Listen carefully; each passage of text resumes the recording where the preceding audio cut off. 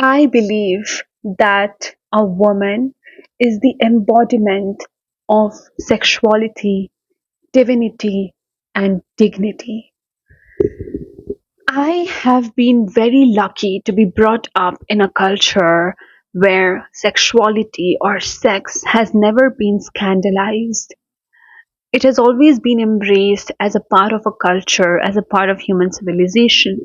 Because it's true, right? We are sexual beings, both male and females. We as human beings are sexual beings because it is a trait of ours, just like hunger or thirst or the quest for knowledge or inquisitivity. In the same way, sexuality is also a part of human beings, a part of human civilization that cannot be cut out of the equation. We are a part of it. Why? It's evolutionary because we have survived because of our sexual desires and our sexual traits. Had we not had the desire of sexuality, we wouldn't have multiplied into different generations, and our ancestors wouldn't have given birth to us if there was no sexuality involved, not just in human beings, but in any form, whether it's microorganisms or vast organisms up till the sharks found in the oceans or seas.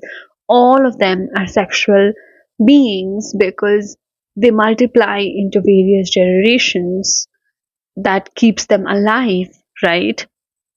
So that is the reason why I don't think that sexuality is something that is supposed to be scandalized or ostracized as a whole from the society. The religion and the culture and the place especially that I've been brought up in is I hold it so dear to me. Like everyone holds their place that they've been brought up very close to them, their motherland, simply because it's so filled with monuments, with ancient um, temples and various other sculpture, and everything in this part of the world is so old, generations old, and they still hold so much value in itself. And here we worship goddess, right? Now, obviously, like the divinity and supernatural and all of those things, keeping them all aside, if we just have to talk about a woman being a goddess in itself is such a huge symbolic epitome of how a woman should be like, a woman is supposed to be a being that is supposed to be respected immensely, no matter who the woman is. But I think that, like any other person, a woman is supposed to be respected so much because who is a woman? Let's be honest. A woman is someone who gives birth to an entirely new generation. She has that the womb that she carries, you know, and the tunnel of whole of humanity lies inside a woman, and I mean, she definitely deserves to be worshipped, and that's what our culture deeply prioritizes. Whenever I see these temples and all of these things, made thousands and thousands of years ago, and when I see all of them, and I am like, wow, what sort of an artist could have thought of these sort of things? I mean, every single thing that's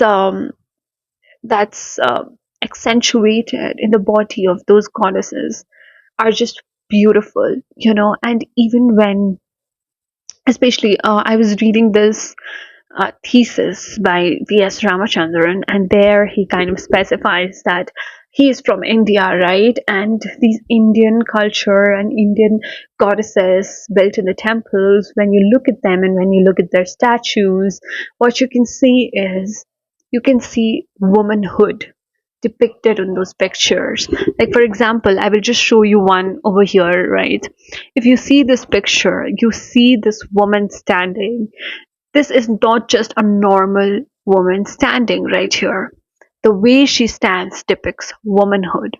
A man can never stand like that with his masculine energy. Only a woman can stand like this.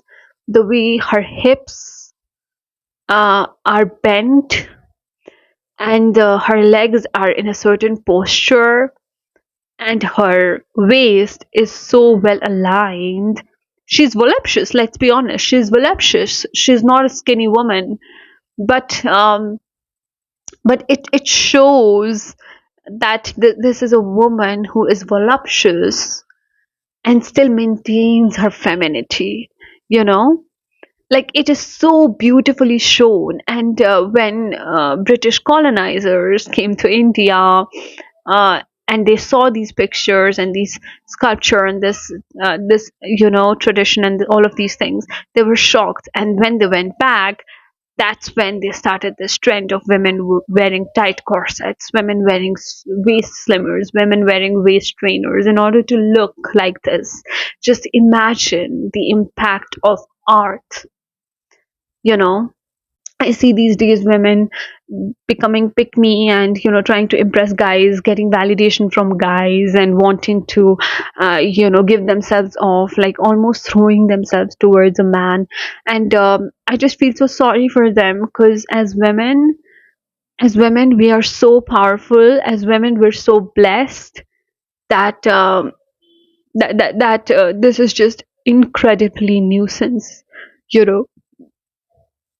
Getting validation from men is the most useless thing. Okay, as a woman. And I think as a woman you should hold your dignity really close to you. I think dignity is something that's so important.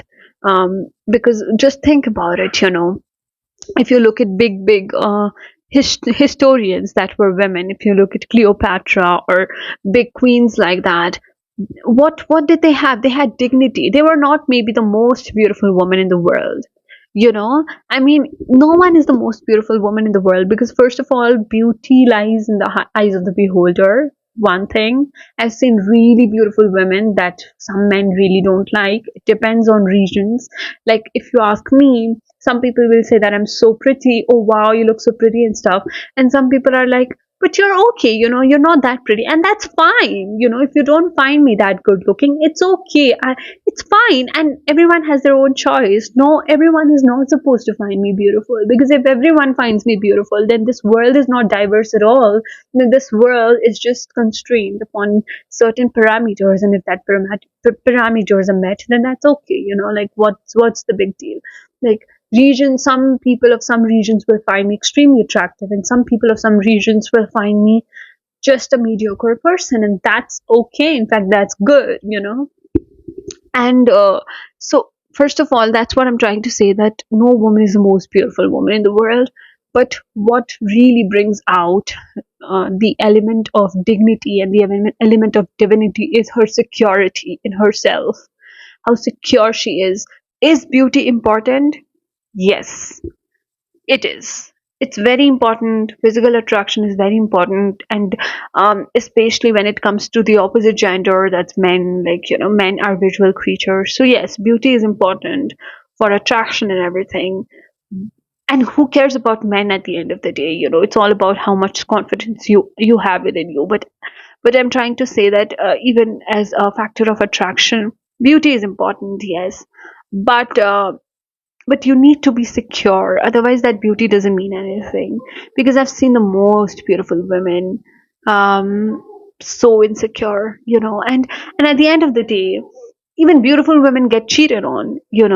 So it's not about your beauty or not beauty or men or whatever. It's not about that. It's about how secure you are. Can you imagine, like, when you're a feminine woman who's so secure and don't care about men, you are happy in your own life, you're so full, you're voidless, and you're literally like attracting all the beautiful things in your life. You're happy, you're self-obsessed, okay? Self-obsessed in a good way.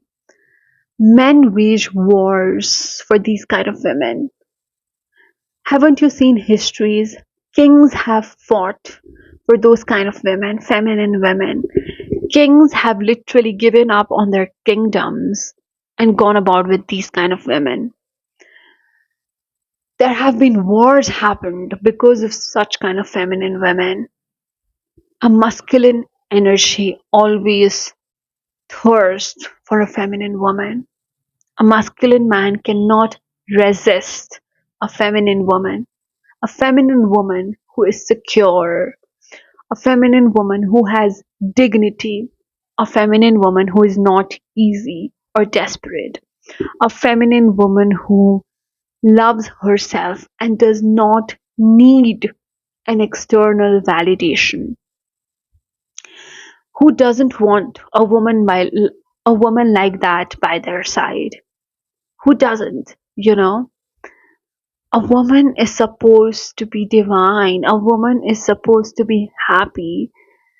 A man adds on it, but a woman, you know the man is lucky to be by your side. Like, that's how I feel about a feminine woman. A woman adds value to a masculine man, you know so I don't think that a woman who has lost her dignity, or who doesn't really care about her self respect, and just goes about and desperate, I don't think those kind of women have really understood their purpose, have really understood their godliness, their divinity. So I would want you to look by yourself and be so self-aware. Self-awareness is so important because it will feed your soul when you know that that you're so much more capable and you're so much more beautiful. Even the ugliest of women, because a lot of you might be insecure that you're not that beautiful, you're not that good looking, you're ugly and whatever. Even the ugliest of women are not supposed to be desperate for a man. Even the ugliest of women are not supposed to be desperate for a man. Because if you're desperate for a man, it means that you do not respect God. It means that you don't respect that God has created you, and that's why you're giving yourself out to anyone out there. If you knew your worth, if you respected God, if you loved God, you wouldn't do that to yourself, because you know that God has created you and your soul. And I've seen so many women thinking that they're fat, but remember that if you're fat, that means that your estrogen level is high, and I mean, I'm not talking about obese people, but I'm talking about just women who are insecure of the fat in their body. Remember that there is estrogen in your body, and your thighs and hips are bigger because of that, which helps you during birth. So you do have a feminine body, just to boost your confidence. Thank you so much. Bye bye.